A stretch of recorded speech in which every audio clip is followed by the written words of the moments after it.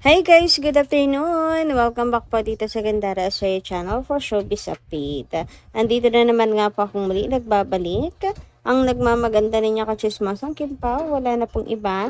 Ang lokaret na si Gandara SRU upang maghatid sa inyo ng latest update and fresh happenings patungkol kina Kim Chiu and Paolo Avellino. And syempre para po sa umagang ito ang tatalakayin natin at pag-uusapan ay ang patungkol po dito sa update ni Kimi sa kanya social media mga kakimpaw na inaantay nga po ng marami. Pero bago po ang lahat sa mga hindi pa nakaka-subscribe sa ating channel, pakiclick lang po tayo natin subscribe button at notification bell na nandyan sa baba para mag-i-updated kayo sa mga susunod nating chika. And simulan nga natin ngayon ang ating balitaan sa pamamagitan ng pagbabasa ng comment ni Miss Feli Rigondon. Ayan, shoutout po Miss Feli at magandang hapon sa iyo. Ang sabi po niya rito, good evening Miss Gandara. Anong kinalaman ng politika sa pagkatao ni Paolo? Freedom niya yon kung sino ang gusto niya. Ang rason, galit sila kay Paolo at Kim, kaya ganyan sila. Mga ganyang klase ng mga tao huwag nang pansinin, nakakasira ng araw at buhay. Hayaan sila. Huwag nang halongkatin ang mga walang silbing balita o pangyayari. Basta kami, nakabantay palagi sa mga magandang balita o update tungkol sa Kimpaw. Kimpaw forever. Ayan, thank you so much Ma'am Feli Recondoin. And kahit anong sabihin nga natin, na huwag nang halongkayin pa ang nakaraan mga kakimpaw. Hindi natin sila kayang pigilan sapagkat ultimo nga po itong picture ni Paolo Avellino with the former president mga kakimpaw, di ba? Duterte, nahalongkay pa talaga para lamang pong mabatikos si Paolo Avellino. Ganyan po sila, hahalongkayin po nila ng hahalongkayin ang nakaraan hanggang sa may makita po sila na magamit sa iyo, laban sa iyo. Yan. Kaya naman, ang magagawa na lang talaga natin, dalawa lang totally deadmahin at ipagtanggol si Paolo Avellino. Hindi, tatlo pala. Ipag-pray na lang po natin sa Panginoon sila mga kakimpaw. Ang tulad nga ng sinabi ko, wala po yung magagawa sa buong pagkatao ni Paolo Avellino. Hindi yun kasiraan ng buong pagkatao niya dahil wala naman pong kinalaman ang ugali, ang pagkatao niya sa choices sa politika mga kakimpaw. Importante pa rin po kung ano yung mga mabubuting ginagawa niya sa mga tao and sa mga taong nakapaligid sa kanya. Basta tayo, nakimpaw lang siya, nakafocus sa magagandang pangyayari sa buhay nila Kim and Paolo. Tulad na lamang, isa sa pinakamagandang bonding and moment nila Kim and Paolo ay yung kasama nila si Aki sa New York City. Di ba mga kakimpaw, isa yun sa pinakamagandang nangyari ngayong taon sa kanila. Makabanding po si Aki. Makapagbakasyon sa New York. And speaking of New York, so wala naman pong update si Chinita Princess tungkol dito na siya ay kasama talaga ni Paolo Avellino, di ba? Mga kakimpaw. Pero mukhang si Mami Jerome ay hindi ata aware at binuking nga po si Chinita Princess na nandun talaga siya, kasama talaga siya. So todo ayuda na to mga kakimpaw kasi nga si Kim ay wala pa rin pong paayuda sa kanya pong New York trip. So ito na lang yung kinakapitan natin na ebidensya mula po kay Mami Jerome.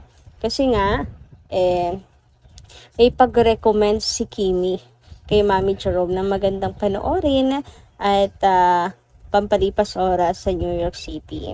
Di ba si Pao po yung nag-story noon? Bakit alam ni Kimi at si Kimi ang mag-recommend? Di ba mga kakimpaw? So, di naman na tayo bata o grade 2 para hindi po mag-gets yun. Ibig sabihin lang, magkasama talaga ang kimpaw. Sabi nga dito, hindi naman talaga yan sila maghiwalay. Kahit noon, tatlo din sila, nagpa-New York kasama nila si Sir David. Pero tagal din yon na confirm na nagkasama sila.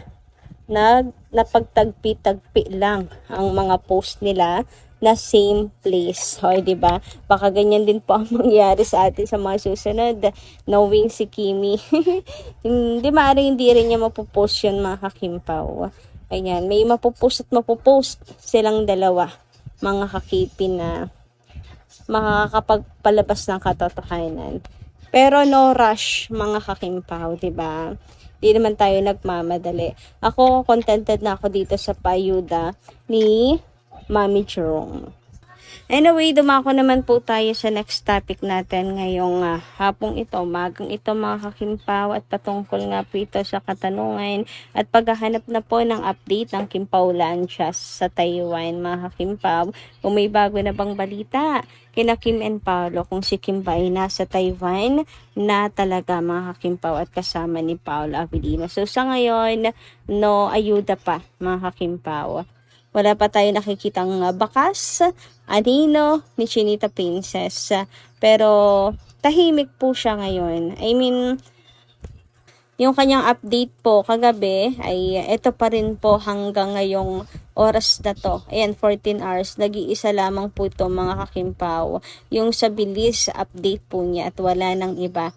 At medyo nakakapanibago nga yun sapagkat si Chinita Princess lagi naman pong may paayuda. So kahapon pa yan siya ganyan. Sobrang tahimik.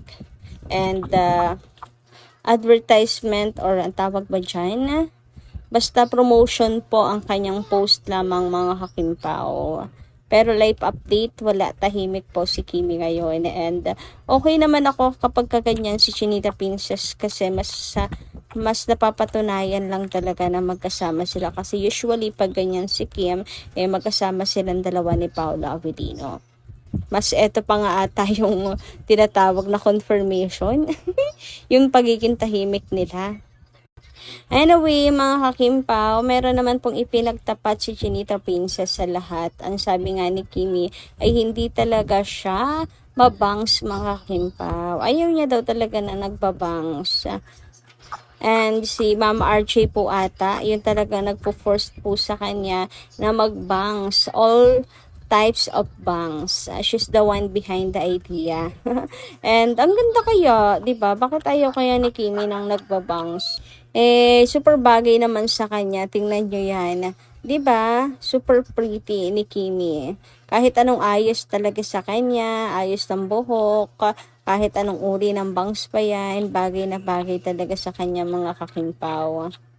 Hindi na siguro na-appreciate ni Kimi kasi gano'n naman tayo. Sa paningin natin, pangit, pero sa paningin ng iba, napakaganda. And para sa atin, napakaganda, mga kakimpaw. Walang pangit dito, oh. Walang tapon.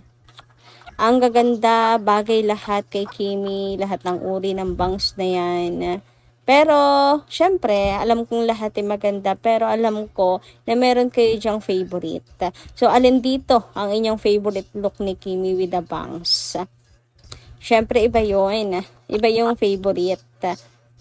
Pa-comment ka lang dyan. Picture 1, 2, 3, 4, 5. Anyway, pag-usapan naman natin tong nakita kong pictures nila Kim and Paolo, ni Paolo Avellino rather, mga kakimpaw, na nakatitig kay King Chu. So, kuha po ito sa ASAP. And nakitan lang ako kasi very consistent na naman nga si Paolo Avellino dito. Parang na-stiff neck na naman nga ang kanya pong leeg, mga kakimpaw. Yung tipong naglalaro siya pero ang tingin niya na kay Kimi. Yung ine-enjoy niya yung beach ball, pero yung totoo talaga, mas na-enjoy niya ang kanyang view. Ang mukha ni Chinita Princess. Doon siya nakatingin doon siya nakatitig And take note, hindi lamang ito ang mga pictures na talagang nagpapatunay kung gaano kagusto ni Paolo Avellino si Kim. Humahanga mula sa malayo na hindi alam or walang kaalam-alam si Kimi. Napaka-cute, di ba, mga kakimpaw? Literal na tinitingnan kita mula sa malayo, hinahangaan mula sa malayo nang hindi mo alam. Ay, grabe naman nga yun. Naaway na ata sa ang tadhana kay Paolo Avellino kaya pinagbigyan ng mga kakimpaw. Yung dami nila doon, pwede naman siya makipagtsikahan na lamang. Pero naka-isolate talaga si Paolo sa mga tao. At tingin niya ay na kay Chinita Princess lang. Grabe, napakahaba talaga ng buhok ni Kim magmula noon. Anyway, hanggang dito lang po muna ang aking update. Maraming salamat kayo sa inyong pakikinig. And kita-kits po muli sa mga susunod natin, chika. Maraming salamat. Ingat po palagi.